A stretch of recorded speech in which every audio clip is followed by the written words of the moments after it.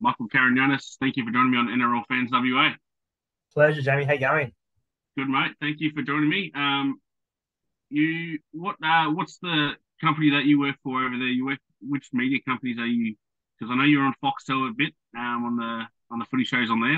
What's the news paper that you work for as well?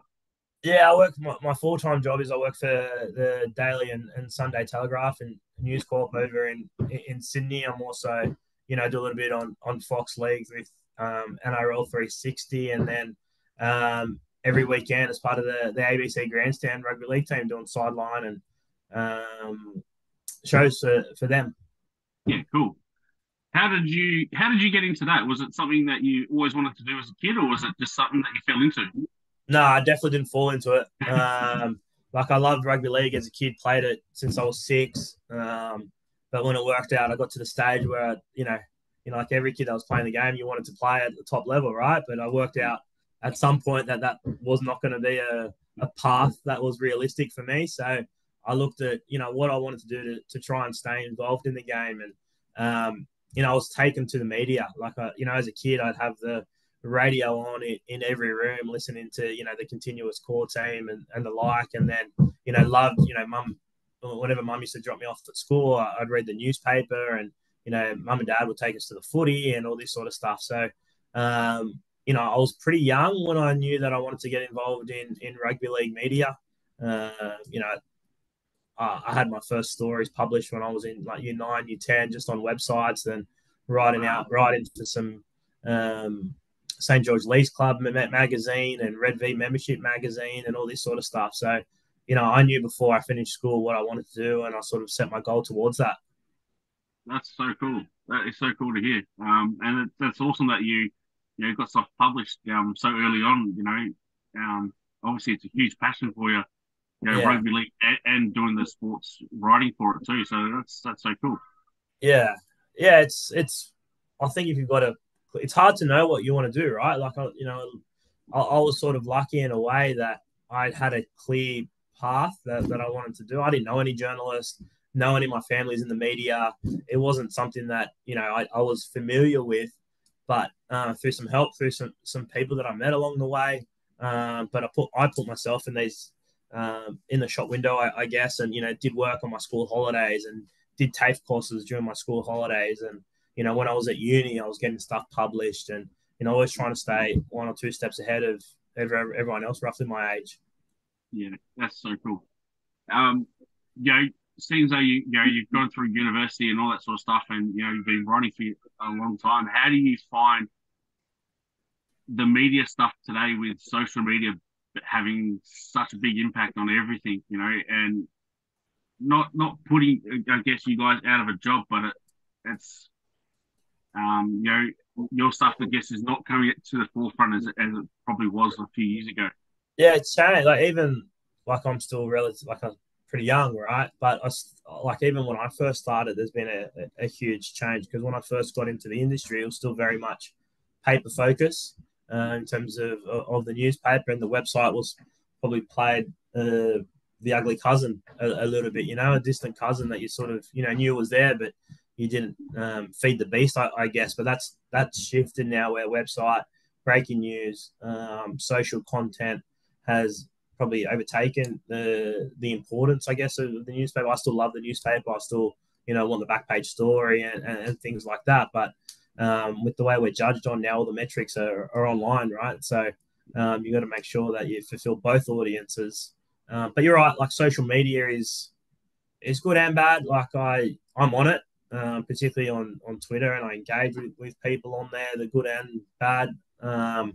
If you don't like it, don't get on it. I'd say, some of the stuff written is crazy, right? Like it's Yeah, absurd. But if you don't like it, you don't get on it. And as long as people are respectful, I'm happy to engage, even if they don't agree with me. I cop some sledges, and some of them are really funny. And as long as they're funny and good natured, I'm all for it. yeah, yeah. That's so cool. Yeah, I think that's the thing is if people are like you said funny and are good natured about it, not being demeaning and on that other side of it. Um, people are happy to engage, and and it's not just people like yourself as a reporter, but even the stars of the game, I guess, would Yeah. be happy to. Oh, they'd cop a billion times worse than me. Like I can't imagine what the Oh stuff yeah, they cop, considering some of the stuff I cop. Like, I can't imagine some of the stuff they have to put up with. yeah. How have you found being on NRL 360? You know, so you're saying before that you do a little bit of stuff for ABC Grandstand. So that's not exactly on TV. Yeah. Obviously writing for the paper and stuff. How did you find going onto TV and being in front of the camera and I guess more of the people being able to see you and criticize you that way?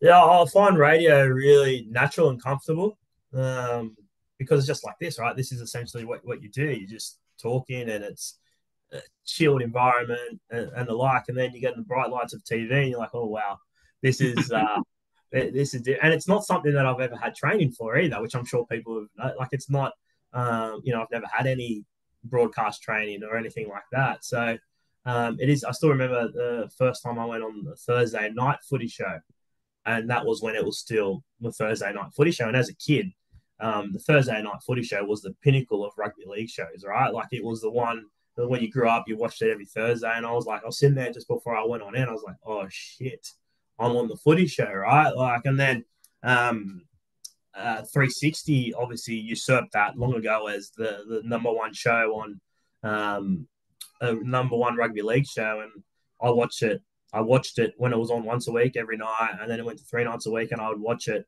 90% of the season.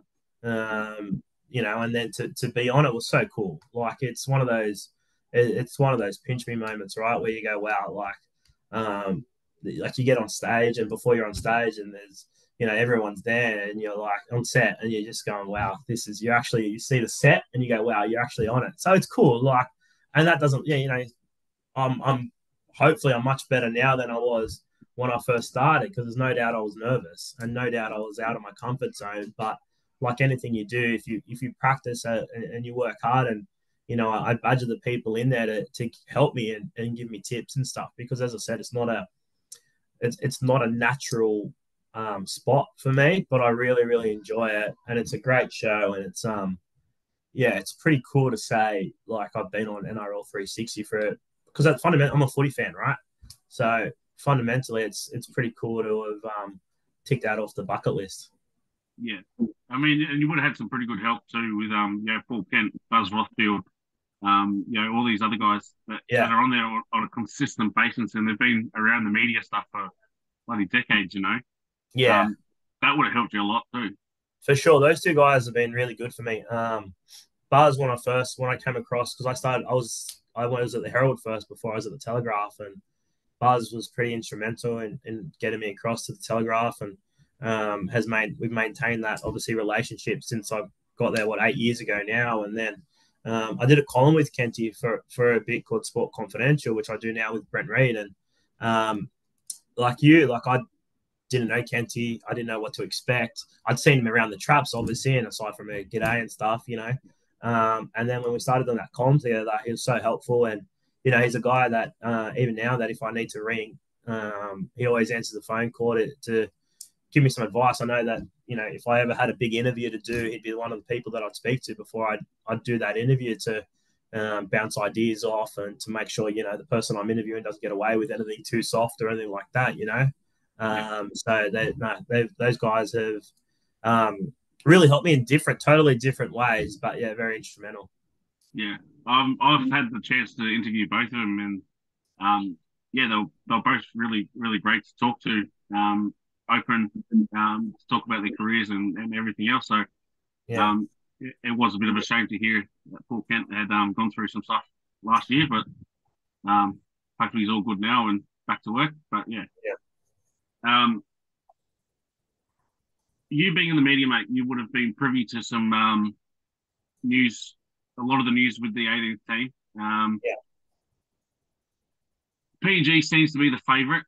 A lot of the fans, even the poll recently done with the 30 coaches in the NRL, yeah, no one really wants the PNG team. It's not that we don't want it. Sorry, I retract that. It's not that we don't want it. It's that we don't think it will work with a lot of the social sort of, the crime rates over there, the security of the players. basing them out of Cairns when a team's from Papua New Guinea. It's um, where do you think the NRL like is standing this sort of stuff? Um, oh, I think barring a catastrophe, the 18 team will be in PNG.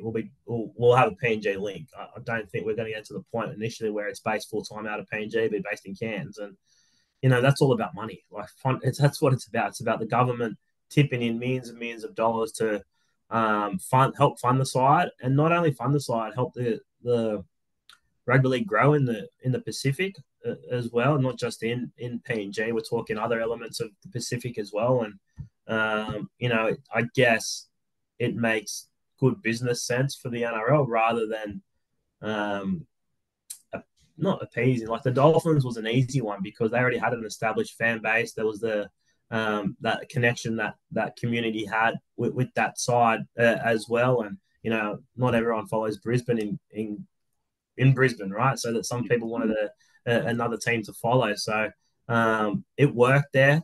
PNG is a tougher sell, right? But Yeah, I'm intrigued by it. I think it's just the first step in going to a 20 team competition within the next decade. yeah. Do you reckon with the 20 team competition, do you reckon they'll divide it up into divisions Yeah, and stuff like that and I'd say NFL so. style? I'd say there'll be two conferences. It can work two ways, right? You play everyone once and you just have a 20 round competition with some split rounds or whatever the case may be, whichever way you want to work it, right? But you have Yeah, 19 games in the regular season and that's it. Or you split them in 10 and have home and away within that group and yeah, then funnel the final system to whichever way it looks. yeah, So they're the two options. I think we'll get to a conference of 10, I'd yeah, say, because that way you have, Sydney sides playing each other more and the like. And then I'd like to see potentially, in the NFL for those that follow it, you play your conference every year, right? But then you sort of play other sides as well. So that's probably every other year sort of thing. So, you don't want to get to a stage where one side never plays the other side, yeah, right? So how it all the best way of it working, I'm not sure, but yeah, there's a couple of options that I think they'll go by. yeah. Um, Obviously Perth being one of the big teams that everyone wants to see. And obviously the other one is North Sydney. Yeah. Um, do you see? I know the NRL is probably in favour of seeing North Sydney come in, but with a joint venture, where do you see that sort of happening? There's no way that North Sydney is ever coming back in as North Sydney. It just no chance. There's no way. Like Sydney needs less clubs, not more clubs in a way, right? So Yeah, North Sydney will never come back, and they know that. They'll never be called North Sydney. They'll be called the something Bears, whether it's the Western Australia Bears, the Pacifica Bears, which I probably tend to think is probably got the best look. The Pacifica Bears, if they base another team in New Zealand or whatever the case may be, and have that affiliation with North Sydney where they play up to 2 games at North Sydney Oval. yeah, Perth have obviously had conversations with the Jets as well, Newtown Jets. yeah, And that's a potential for them as well because the Jets aren't asking as much as what the Bears are asking for. The Bears obviously have a pretty hard and fast approach to their non-negotiables, where the Jets are like, well, yeah, call us the Jets and give us some blue or whatever the case may be, maybe one game in Sydney or whatever the case, and yeah. they'd be happy. So maybe the Perth Jets and the Pacifica Bears have nice rings to it. Yeah, I heard about the Newtown Jets putting that proposal to them, and because I think they sort of saying that North Sydney was sort of starting to go cold on the idea with Perth, Yeah, because everyone else wants North Sydney in, Pacifica Bears, PNG or whoever it is, they wanted all these other teams want to jump in with North Sydney, so wait for the Jets to jump in. They were like, well, since they Perth sort of over there by themselves, we'll jump in with them, and yeah, it's I reckon it's a good idea. cool I think story. yeah, like The benefit of having these sides with a connection. Well, also you've got the pathway set up already. Like the North Sydney already have a pathway system set up, right? So North Sydney Bears would you assume would remain as the feeder club to whatever the case may be. Now they're with Melbourne. They've been with the Roosters and South in the past, and now they're with Melbourne. I think it'd be a similar thing. Newtown's the same. Newtown have a reserve grade side and some juniors and stuff like that. So if they can funnel it into an NRL system, I think it works. And if you're an NRL team, say you're a Sydney-based side, and you're hosting, say you're the Dragons, and you're hosting, the the Perth Reds, or you're hosting the Perth Jets. Yeah. You know what's going to attract more to home games in Sydney would be the Jets. And if if you've got the Pacifica Orcas or you've got the Pacifica Bears, I know I want to host the Bears in Sydney if I'm an NRL side, because you'll pack out the joint just because of the Bears fans that are in Sydney. And the Bears and the Jets fans and the like don't need traditional home games because they'll have X amount in Sydney anyway, and they'll sell away memberships and the things that they can bundle to make sure that they're not getting ripped off, right? But there'll be a thing called an away membership or whatever the case may be, a Sydney membership or something like that. So, I think there's definitely merit in having that connection, not take over by or run by those clubs. But and on the flip side, no one, unless you're Manly, hates the Bears. Yeah, You know what I mean? exactly. Like, Yeah, no, they didn't win anything. You can't hate them, yeah, exactly. Yeah, I think that was. I know that was one of the non-negotiables that the Bears wanted was they wanted one of the games at North Sydney Oval to be against Manly. That'd be So pretty cool. sorry. It'd be pretty cool. The only problem is Yeah, North Sydney Oval won't be big enough to hold it.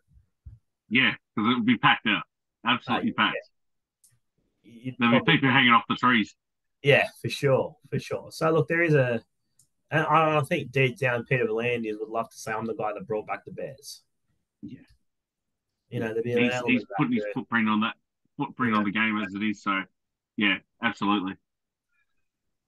Um, with media stuff, mate. Have you got any advice for these young kids that are around Australia that want it? I guess like yourself, recognise that didn't have the skill or opportunity to get to yeah. the top level, and they still love the passion, they have the passion for the sport, and want to get into the media side of things. Have you got any advice for them? It's simple, but it takes work, right? Like, you have to get out. I remember going to. I live near Cogger Oval, and so when I was growing up, so I used to go to Dragons training, and as a 17-year-old, or just interview players after training, practice. You know, Yeah, get stuff published. That's number one, regardless if it's on websites or whatever it may be. But don't sit there and just give your opinion from behind a desk. Go out and interview people. Go out and meet people. Don't just rip off other people's quotes or other people's work, because that's not journalism, and that's not how yeah, you're going to learn. You need face-to-face contact with people. You need to interview people. And one advice that I got when I was young, and it was awesome, was that don't pigeonhole yourself to be a sports journalist. While that may be the dream, think of all the like journalism's not a huge field. So if you shrink it even further and just want to do sport, you're crueling yourself an opportunity to go further. My first job was at my local paper as a cadet. My round was junior sport and business, yeah, right? So I would have taken any job that they gave me. So you just can't. And then I eventually transitioned in a couple of years to just doing sport, yeah, right? So don't just say, no, I'm only doing sport and this is the only sport I'm doing. You know, no, you need to, open your horizons, broaden your horizons, and give everything a crack. Go to council meetings. I interviewed someone because they had a big waratah in their backyard and a big zucchini, and nothing was been. I just did everything, and I did a lot for free for a long time until I finally got an opportunity. yeah. It's putting the work out there. You go do the little, I guess, smaller stuff, but it gives you that practice for Of course. when you get that bigger stuff. And yeah, that's pretty cool advice. Like, It's I like think, a player going through, they start at the junior level, then they go to Harold Matts, then they go to SG Ball, then they go to Jersey Flegg, and then maybe Yeah, reserve grade, and hopefully in first grade. And that's the way my career is sort of gone. I started doing stuff for free, and then I was writing for websites, but I was going out and interviewing people. I wasn't sitting behind my desk. I was going out and interviewing people and writing for websites, and then yeah, I got a job at the local paper, and then I got a job at the Herald, and then I got a job at Telly. So you sort of just um, progress it as you go. yeah, yeah. That's so cool, man. Um, is there any way like people get sort of like traineeships or anything like that in journalism these days? Yeah, they're still offered. I know the Telegraph and the Herald run cadetships and trainee programs, but honestly, I think the best place to learn is a local paper. Yeah, okay. Particularly, I was very lucky that there was a lot of senior journalists when I was there, and we had editors and deputy. It was a proper news. It was a mini newsroom, but it was a proper newsroom. Um, and you just learn off them and make your mistakes and do all the things because you're going to make mistakes, right? Yeah, But I feel like that's the best place to cut your teeth because it's proper journalism, it's real journalism, and you're out and about in the community. It doesn't have to be your local paper. I was lucky I got a job at my local paper, right? But you can go anywhere, wherever a job's available, and I think that's the great path and platform to set you up to get into the big smoke. yeah, absolutely. Well, just one last thing, mate, before I let you go. Have you got any words uh, for the people of WA, especially with the 18th team, 19th team, whatever it may be? Yeah, stay patient. Your time will come. It's coming. Yeah, If it's not eight, they might. I wouldn't be surprised if the NRL announced team 18 and 19 at the same time and have a staggered entry, whatever the case may be. But the NRL is going to 20 teams. The NRL is going to Perth. I can't put a time frame on it, but at some stage, I'd say 18 will be PNG and I'd say 19 is Perth. yeah, So cool. your time is coming. That's it. Well, Michael Carayannis, thank you for joining me on NRL Fans WA. I really appreciate you giving me your time on a Saturday morning, mate. Best of luck with everything. I know the season's just kicking off. You probably Yeah, got some games to report on today, so yeah, I'm off to Cogra. oh, nice, even better, mate. Thank Um, you. yeah, good luck for the rest of the season, mate, and I'll be watching on NRL 360. Anytime. Thanks, mate. See you. Easy, mate. Enjoy. Bye. Yeah.